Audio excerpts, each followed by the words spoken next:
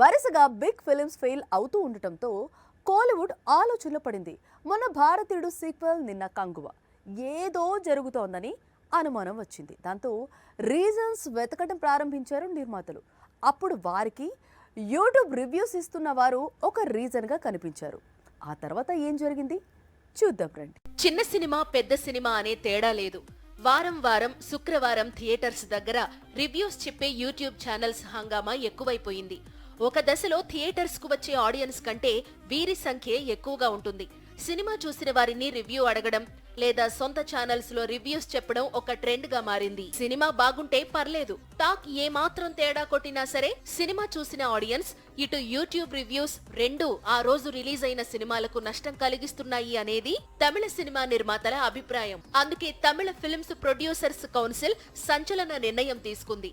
కొత్త సినిమాల విడుదల సమయంలో ఇలా థియేటర్స్ బయట హంగామా చేస్తూ పబ్లిక్ రివ్యూస్ తీసుకుంటూ సొంత యూట్యూబ్ ఛానల్స్ లో రివ్యూస్ పేరుతో హీరోలను పర్సనల్ గా అటాక్ చేస్తున్న వారిని ఎంత మాత్రం సహించేది లేదని తమిళ నిర్మాతలు సీరియస్ డెసిషన్ తీసుకున్నారు. థియేటర్ యజమానులను థియేటర్స్ కు రివ్యూస్ కోసం వచ్చే యూట్యూబ్ ఛానల్స్ ను బ్యాన్ చేయాలని కోరింది తమిళ ఫిల్మ్స్ ప్రొడ్యూసర్స్ కౌన్సిల్.